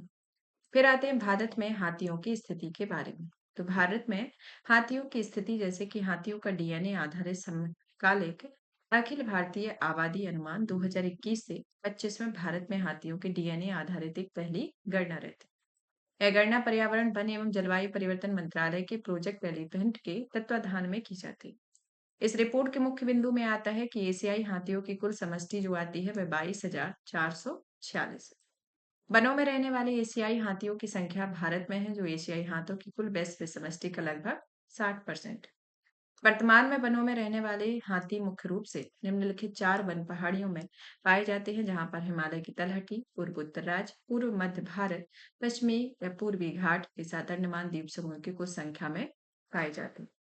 राज्यों में एशियाई हाथी की सर्वाधिक संख्या वाला राज्य कर्नाटक है, उसके बाद असम, तमिलनाडु और केरल का स्थान आता है। इसके खतरे में देखा जाए तो ये एशियाई हाथियों के समक्ष खतरा है। घटता पर्यावरण क्षेत्र है, विखंडन है, मानव हाथी संघर्ष है, रेखीय अवसंरचना और बिजली के झटके और टक्करों के कारण होने वाली मौत होती है। एशियाई हाथी या एलिफस मैक्सिमस के बारे में बात करें तो ये जो आता है वो एशियाई महाद्वीप का सबसे बड़ा स्तनपायी होता है। यहाँ पर 3 उपप्रजातियां होती हैं। 3 उपप्रजातियां देखने को मिलती हैं, जिसमें भारतीय, सुमात्राई, श्रीलंका है। अत्यंत बुद्धिमान है, जिसमें मजबूत पारिवारिक बंधन, उन्नत संचार क्षमता, जटिल सामाजिक संरचना या मातृ प्रधान व्यवस्था, यानी कि यहाँ पर जो समूह का नेतृत्व करती है वो मादा करती है। जीवन काल 60 से 70 वर्ष का होता है। स्तनधारियों में गर्भावधि की लंबी 22 माह होती है और ये आपका यूपीएससी में भी ऑलरेडी क्वेश्चन लेटेस्ट में ही पूछा गया था। इनके पर्यावास में देखें तो ये 13 वितरण देशों, शुष्क से आर्द्र भूमि, झाड़ी भूमि या घास भूसी के पर्यावास है। पारिस्थितिकी तंत्र में हाथियों की भूमिका होती है, यहाँ पर घने वनों, अन्य प्राणियों के लिए मार्गों का निर्माण, सूक्ष्म पारिस्थितिकी तंत्र का निर्माण, बीज प्रसार के माध्यम से वनों की विविधता बनाए रखा। डब्ल्यूपीए 1972 के अनुसूची 1 के अंतर्गत है। साइट्स परसिस्ट फर्स्ट के अंतर्गत, वायुशीएन की ईएन के अंतर्गत ये आती है। संरक्षण उपाय में प्रोजेक्ट एलिफेंट 1992 में शुरू किया जाता है और जहां पर 14 प्रमुख हाथी राज्यों में 33 हाथी आरक्षित क्षेत्र भी स्थापित किए गए हैं। अब एशियाई हाथी और अफ्रीकी हाथियों के बीच अंतर, तो यहाँ पर एशियाई हाथी जो आता है वो कैसे है और अफ्रीकी हाथी, तो अफ्रीकी हाथों में 2 अलग प्रजातियां हैं, एक अफ्रीकी सवाना हाथी और जो संकटग्रस्त या इंडेंजर्ड है, और अफ्रीकी वन हाथी जो कि गंभीर रूप से संकटग्रस्त या क्रिटिकली इंडेंजर्ड है। आकार देखा जाए तो छोटे आकार के हैं, ये बड़े आकार के होते हैं। इनका फोरहेड या माथा जो है वो आपका जुड़वा गुबंद वाले सिर, जिनके बीच का भाग हल्का धसा हुआ है, एक गोलाकार चपटा और एक गलगुम्बद के सिर है। कान जो होते हैं छोटे या गोल हैं। यहाँ पर सवाना हाथी के बड़े या पंखी आकार के कान तो वन हाथी के पूरी तरह अंडाकार गोल होते हैं। दांत जो देखे जाए तो इनकी दांतों की जो खासियत होती है, तो एशियाई हाथी में कुल बल कुछ नर हाथियों में ये दृश्यमान होते हैं। मादा हाथियों के दांत छोटे होते हैं, यहाँ पर नर और मादा दोनों के हाथ बड़े हुए होते हैं। पीठ कुवरनुमा उत्तल आकार की बाहर की ओर उभरी हो या उत्तल आकार के बीच में धसी हुई होती है। तो इस तरीके से इन दोनों हाथियों की खासियत है। अब चलते हैं मगरमच्छ संरक्षण परियोजना के 50 वर्ष पूरे होने के बारे में। तो विश्व मगरमच्छ दिवस 2025, तो इसकी क्या मनाई जाती है, आपकी स्वर्ण जयंती मनाई जाती है। क्या मनाई जा रही है, स्वर्ण जयंती को मनाया जा रहा है। यह जो स्वर्ण जयंती है वह आपके 50 वर्ष पूरे होने पर मनाई जाती है 2025 में। और विश्व मगरमच्छ दिवस कब मनाया जाता है, 17 जून को विश्व मगरमच्छ दिवस मनाया जा रहा है। कब मनाया जाता है विश्व मगरमच्छ दिवस, 17 जून को। मगरमच्छ संरक्षण परियोजना के बारे में बात करें तो इसकी शुरुआत HR बस्टर्ड की सिफारिश के आधार पर 1 अप्रैल 1975 को इसकी शुरुआत होती है। इसका उद्देश्य मगरमच्छों के प्राकृतिक पर्यावासों का संरक्षण करना, कैप्टिव ब्रीडिंग के माध्यम से इनकी समष्टि को तेजी से बढ़ाना होता है। अब आते हैं कि भारत में मगरमच्छ संरक्षण की में क्या सफलता मिली हुई है। अगर इस तरीके से काम चल रहा है तो उड़ीसा की एक इसमें विशेष भूमिका देखने को मिलती है। यहाँ भारत का एकमात्र ऐसा राज्य है जहां पर मगरमच्छों की तीनों देशज प्रजातियों के संरक्षण केंद्र मौजूद है, जिसमें घड़ियाल पिकड़पाड़ा सतकोशिया में, खारे जल का मगरमच्छ डांगमाल भितरकनिका में, तो मगरमच्छ राम तीर्थ सिमलीपाल में स्थित है। तो इस तरीके से इनके बारे में ये आता है। अब खारे जल के मगरमच्छ और मगर की समष्टि में वृद्धि के बारे में बात करें तो यहाँ पर ये इनकी वृद्धि जो लगभग अभी इनकी संख्या 2500 हो गई है।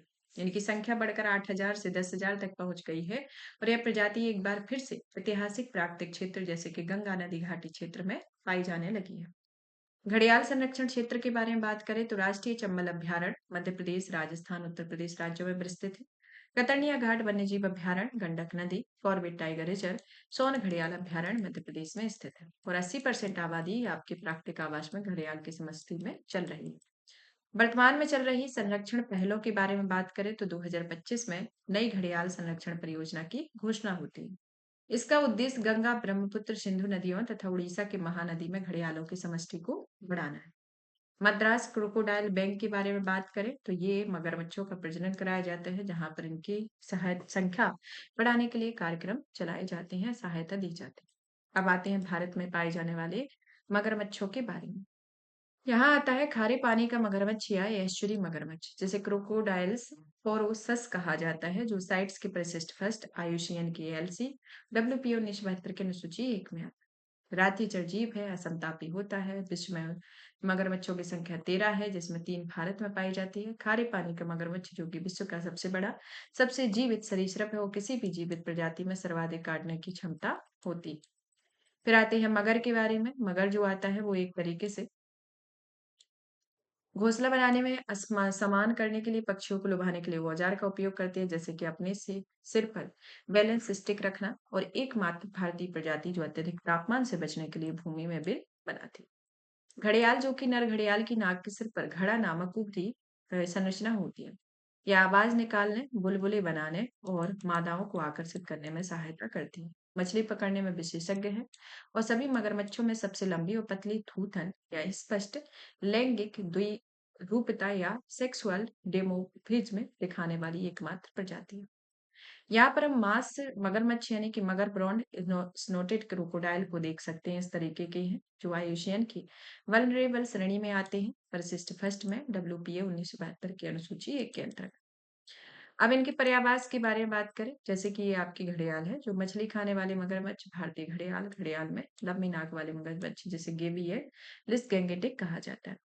साइट्स की परिशिष्ट फर्स्ट में है, आयुषियन के CR श्रेणी में, WPA 1972 की श्रेणी में। पर्यावास जो है यहाँ पर खारे पानी का मगरमच्छ का जो है लवणीय जल क्षेत्र, मैंग्रोव, एस्चुरी और तटीय जल। भीतर निकटता में सर्वाधिक संख्या है अंडमान निकोबार द्वीप समूह, सुंदरबन, पश्चिम बंगाल। मगर जो आती है ताजे जल के पर्यावास से झीलें, नदी, धीमी गति वाली धाराओं में। घड़ियाल जो है वह गहरी, स्वच्छ, तेज बहाव वाली नदियां, जिनमें अंडे देने के लिए रेतीले तट पर देने के लिए रेतीली तट हो। नेपाल राप्ती नारायणी नदी में है। भारत की गंगा की सहायक नदी जैसे कि गिरवा उत्तर प्रदेश, सोन मध्य प्रदेश, रामगंगा उत्तराखंड, गंडक बिहार, चंबल उत्तर प्रदेश, मध्य प्रदेश, राजस्थान, महानदी उड़ीसा में स्थित है। तो इस तरीके से इनके बारे में। अब आते हैं नदी डॉल्फिन को लेकर। पर्यावरण, वन एवं जलवायु परिवर्तन मंत्रालय ने, वन्य जीव संस्थान ने भारत में नदी डॉल्फिन की आबादी की स्थिति 2024 की शीर्षक से एक रिपोर्ट जारी की हुई है। इस रिपोर्ट के बारे में बात करें तो यह रिपोर्ट जो है वह भारत का पहला व्यापक नदी डॉल्फिन जनसंख्या का आकलन है, जहां पर इनकी संख्या जो आती है वह 6,327 है, और गंगा नदी की डॉल्फिन में 6,324, तो सिंधु नदी में केवल 3 डॉल्फिन आती हैं। इनका वितरण मुख्यतः गंगा, ब्रह्मपुत्र, सिंधु नदी द्रोणियों में है, और उत्तर प्रदेश में डॉल्फिन की संख्या सर्वाधिक है। उसके बाद बिहार और पश्चिम बंगाल का स्थान आती है। जो एक अम्ब्रेला डॉल्फिन एक अम्ब्रेला प्रजाति है, जिसका अर्थ होता है डॉल्फिन संरक्षण को उनके पर्यावास और वहां की व्यापक जैव विविधता पर प्रत्यक्ष तौर पर सकारात्मक प्रभाव पड़ते हैं। भारत में नदी डॉल्फिन, तो भारत में नदी डॉल्फिन के बारे में बात करें तो गंगा नदी डॉल्फिन प्लेनिस्टा गैंगेटिका है। इसकी विशेषताओं में गंगा नदी डॉल्फिन, सिंधु नदी डॉल्फिन आनुवंशिक संरचनात्मक रूप से दो भिन्न प्रजातियां हैं। कार्यात्मक रूप से नेत्रहीन, इको लोकेशन दिशा निर्देश के शिकार है। लंबी पतली थूथन है, गोल पेट है, मजबूत शरीर है, बड़े मीन पक्ष। शीर्ष पर पक्षी है, नदी श्वास के संकेतक प्रजाति है, उथले जल में चलने के लिए, बगल की ओर तैरने के लिए विशिष्ट है। सिंधु नदी डॉल्फिन, जो कि प्लेनिस्ट माइनर है, जो भारत का राष्ट्रीय जलीय पशु है। स्थानीय नाम सुसु है। गंगा का टाइगर भी कहा जाता है। मादा नर आकार में बड़ी होती है। सिंधु नदी डॉल्फिन जो आती है वो पंजाब का राजकीय जलीय जीव है। स्थानीय नाम भूलन है। भूरी या ग्रे रंग की होती है। कीचड़ युक्त नदियों में रहने के लिए अनुकूलित होती है। पर्यावास जो देखा जाए तो गंगा नदी डॉल्फिन में भारत, बांग्लादेश, नेपाल, गंगा, ब्रह्मपुत्र, मेघना, सांगू, कर्णाफुली नदी तंत्र में है, और ये संगम क्षेत्रों यानी कि गहरे हिस्सों में पाई जाती है, जहां पर 90% जो है वो गंगा नदी में देखने को मिलती है। सिंधु नदी में यह ज्यादातर सिंधु नदी तथा भारत में ब्यास नदी में पाई जाती है। खतरा जो है इसमें अस्थिर अवैज्ञानिक मत्स्य, मानव निर्मित जल अवसंरचना, खराब जल गुणवत्ता, मानवीय हस्तक्षेप से संबंधित संरक्षण उपाय में आता है इसमें कि प्रोजेक्ट डॉल्फिन 2020, विक्रमशिला गंगा अभ्यारण्य बिहार, चंबल नदी संरक्षण क्षेत्र डॉल्फिन संरक्षित क्षेत्र घोषित, भारत का पहला डॉल्फिन अनुसंधान केंद्र पटना बिहार, कंजर्वेशन एशियाई रिवर डॉल्फिन स्टैंडर्ड के प्रयासों से केंद्रित है। तो ये संरक्षण उपाय है जिसको आपको याद रखना है। फिर आते हैं गिद्ध यानी कि वल्चर की ओर। गिद्ध के बारे में सुर्खियों में क्यों रहे हैं? भारतीय वन्यजीव संस्थान यानी कि WII के द्वारा गिद्ध का पहला अखिल भारतीय आकलन और निगरानी ये जारी किया जाता है। ये संरक्षित क्षेत्रों के मुख्य निष्कर्ष की ओर चला जाए तो यह सभी दर्ज किए गए घोषणाओं में 54% संरक्षण क्षेत्र है। इस अध्ययन के फोकस में 17 राज्यों में यह 216 स्थल है जो 4 गंभीर क्षेत्रों में संकटग्रस्त है, जिसमें आपका आता है श्वेत उदर वाला गिद्ध यानी कि व्हाइट रम्पर्ट भारतीय गिद्ध आता है। उसके बाद आपका आता है सक्रिय चौक वाला गिद्ध, सरेंडर बाइल्ड बाइल्ड वल्चर और लाल सिर वाला गिद्ध आता है। तो इस तरीके से भारतीय गिद्धों में देखे जाएं तो आपके मध्य प्रदेश और राजस्थान में ये पाए जाते हैं। सुरक्षित स्थिर चट्टानों की कगारों पर है। व्हाइट रम्प्ड गिद्ध हिमाचल प्रदेश की कांगड़ा घाटी में है। स्लैंड बिल्ड गिद्ध प्रजनन मुख्यतः पूर्व ऊपरी असम में होता है। इस तरीके के पूरे गिद्धों को दिखाया गया है। रेड हेडेड गिद्ध जो है मध्य प्रदेश में पाए जाते हैं। घने और अविलुप्त वनों पर निर्भर करते हैं। गिद्धों के बारे में बात करें तो ये किस तरीके के प्राणी होते हैं, मतलब पक्षी होते हैं। ये मृत पशुओं के शवों पर निर्भर रहते हैं, यानी कि एक तरीके से मृतभक्षी होते हैं। कैसे हैं ये? मृतभक्षी होते हैं। यहाँ पर इनकी प्रकृति जो है वह सफाई कर्मी भी, इन्हें प्रकृति का सफाई कर्मी कहा जाता है। इनको विषाक्त गैर स्टेरॉइड एंटी इन्फ्लेमेटरी दवाओं का सेवन करते हैं जैसे कि डिक्लोफेन, जो आवास विनाश और बिजली का संकट आदि करते हैं। संरक्षण पहलों के बारे में बात करें तो सभी गिद्धों में प्रजाति पुनर्वास प्राप्ति कार्यक्रम में शामिल किए गए हैं। वन्यजीव संरक्षण अधिनियम 1972 की अनुसूची 1 तक सूचीबद्ध है। गिद्ध प्रजनन केंद्र में रानी यानी कि असम और पिंजौर यानी कि हरियाणा में अवस्थित है। भारत में गिद्ध संरक्षण के लिए कार्य योजना 2020 से 25 के बीच में है। गिद्ध संरक्षण प्रजनन केंद्र ये आपके आते हैं और ये असम में स्थित एक संस्था द्वारा भारत का पहला गिद्ध संरक्षण पोर्टल आरंभित होता है और झारखंड के कोडरमा जिले में गिद्ध रेस्तरां इसमें स्थापित होता है। तो इस तरीके से है। अब आते हैं ऊँटों को मसौदा नीति पत्र के बारे में। ऊँटों के मसौदा नीति पत्र के बारे में कि ये क्या है? राष्ट्रीय ऊँट संधारणिता पहल पहल का प्रस्ताव पेपर खाद्य एवं कृषि संगठन के परामर्श से मत्स्य पालन पशुपालन डेयरी मंत्रालय ने तैयार किया। यह जो ड्राफ्ट पॉलिसी है वह 1970 के दशक में भारत में ऊँटों की आबादी को 70% से अधिक की कमी आती है। ऊँटों की समष्टि की गिरावट के कारणों में बात करें तो पारंपरिक रूप से चली आ रही उनकी आर्थिक उपभोक्ता में कमी, चरागाह भूमि की हानि, पर्यावरणीय दबाव, प्रतिबंधात्मक विधि, ऊंट आधारित उत्पादों के लिए आवश्यक बाजार हो। ऊंट के बारे में बात करें तो यह है, ऊंट जो होता है वह रेगिस्तान या जहाज भी कहा जाता है। ये ऊंट सूक्ष्म भूमि संबंधी पारिस्थितिकी तंत्र के असाधारण रूप से अनुकूलित है और ऊंट पालन मुख्य रूप से राजस्थान गुजरात में 90% तक किया जाता है। इनकी विशेषताएं हैं कि ये बिना जल के कई दिनों तक जीवित रह सकते हैं और लंबी दूरी तक यात्रा कर सकते हैं। कांटेदार रेगिस्तानी पौधों को खा सकते हैं। ऊँटों के कुबड़ में वसा का भंडार होता है। भोजन की कमी होने पर ऊर्जा प्रदान करते हैं। साथ ही ऊँट अपने कुबड़ में नहीं बल्कि रक्त कोशिकाओं में जल जमा करते हैं।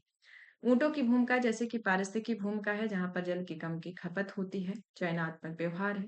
मुलायम पैर वनस्पति को बनाए रखने में तथा मरुस्थलीकरण को रोकने में मदद करते हैं। ऊँट का गोबर शुष्क क्षेत्रों में मृदा को समृद्ध बनाता है। भारत में पाई जाने वाली ऊँट की प्रमुख नस्लें जैसे कि एक कुबड़ वाला ऊँट बीकानेरी राजस्थान में, जैसलमेर राजस्थान में, मेवाड़ी राजस्थान में जहाँ पर दुग्ध क्षमता के लिए प्रसिद्ध है, कच्छी जो गुजराती में हल जोतने के लिए, खराई ऊँट आपके समुद्री जल में 3 किलोमीटर तक तैरने में सक्षम। तो ये जो आपके ऊँट हैं इनकी खासियत कौन-सा ऊँट कहाँ पर है, कहाँ मतलब कि इनकी क्या खासियत है, उन खासियत को लेकर है कि कहाँ के ऊँट का क्या इस्तेमाल किया जाता है। 2 कोबड़ वाला ऊँट या बैक्टीरियाई ऊँट होता है जिनका पर्यावास पूर्वी यूरोप से पूर्वी एशिया तक है। यहाँ Iran, Afghanistan, Pakistan, Kazakhstan, Mongolia और चीन आते हैं और भारत में केवल लद्दाख में उच्च तुंगता वाले शीत मरुस्थलीय क्षेत्रों में ये पाए जाते हैं। तो इस तरीके से ये है। इनकी विशेषताएं जैसे कि 2 कुबड़ होने का जो रीजन है कि यहाँ पर जहाँ भंडार के रूप में कार्य करते हैं, वसा संग्रहित होता है, जल नहीं। घना ऊनी आवरण होता है, तापीय सुरक्षा प्रदान करता है। चौड़े पाँव रेतीली सतह को चलने अनुकूलित करते हैं। लंबी पलकें बंद होने पर नसा, छिद्र यानी छिद्र या धूल या रेत से रक्षा करते हैं। कांटेदार सूक्ष्म विरल वनस्पतियों का उपयोग होता है। हिमबर्फ या खाने की क्षमता जल की आवश्यकता की आंशिक पूर्ति करते हैं। सूक्ष्म वायु के सूचक होते हैं। सिल्क रोड व्यापार या सांस्कृतिक आदान प्रदान में ऐतिहासिक रूप से अत्यंत महत्वपूर्ण और 250 किलोग्राम तक का भार वहन करने की क्षमता इनकी होती है। अब आते हैं जंगली याक के बारे में। जंगली याक क्या है? अब ये आप याक देख सकते हैं जिसे बॉस म्यूटस भी कहा जाता है। यह आग जो है 4 आईसीआर संस्थानों ने विशेषज्ञों द्वारा जंगली आग के वंशज भारतीय घरेलू आग या बॉस ग्रूनियंस का अब तक का पहला गुणसूत्र स्तरीय जीनोम तैयार संयोजित किया है। जंगली आग यानी कि बॉस म्यूटस जो आता है वह उत्तरी तिब्बती पठार के अल्पाइन टुंड्रा घास के मैदान ठंडे मरुस्थलीय क्षेत्र जहां पर्वतीय क्षेत्रों की 4000 से 6100 मीटर तक की होती है। क्षेत्रीय अवस्थिति देखा जाए तो चीन और भारत में देशज प्रजाति हैं, भूटान से क्षेत्रीय रूप से विलुप्त है। प्रमुख विशेषताएं में कि ये निचली घाटियों में मौसमी रूप से पलायन करती हैं। इनका भोजन घास सेजेज पर आधारित होता है। कुछ साके पौधे भी इनके घास में भोजन में शामिल है, मिलनसार होते हैं। 100 से अधिक प्रविष्टियों में बड़े झुंडों में एकत्रित होते हैं। 10 से 20 छोटे झुंडों में समान होते हैं। प्रमुख खतरे अवैध शिकार, मांस के लिए व्यवसाय का अवैध शिकार शामिल है। घरेलू और जंगली आग के बीच प्रजनन, अंतर प्रजनन। WPO 1972 की परिशिष्ट फर्स्ट में है। अनुसूची फर्स्ट CMS में और आयुषियन की वनरेबल श्रेणी में है। भारतीय घरेलू आग के बारे में बात करें तो इन्हें हिमालय का जहाज कहा जाता है। उच्च तुंगता वाले पर्वतीय क्षेत्रों में निवास करने वाले समुदायों को मांस, दूध, मछली, दूध परिवहन सहायता करते हैं। आवास हिमालय क्षेत्र, तिब्बत पठार, परमीर पठार, ताजिकिस्तान, मंगोलिया तथा साइबेरिया में ये पाए जाते हैं। अब आते हैं तमिलनाडु के संकटग्रस्त प्रजातियों के संरक्षण के बारे में कि तमिलनाडु ने 4 कम ज्ञात इंडेंजर्ड प्रजातियों में lion tailed macaque, Madras hedgehog, striped hyena, hump headed mahseer मछली शामिल है, जहां पर इनके संरक्षण को 1 करोड़ की मंजूरी मिली हुई। ये संरक्षण जैसे कि इनके विवरण के साथ साथ आयुषियन की रेड लिस्ट, आयुषियन की स्थिति, साइट्स के संरक्षण और इनके प्रमुख खतरे और इनके तथ्यों के बारे में देखते हैं।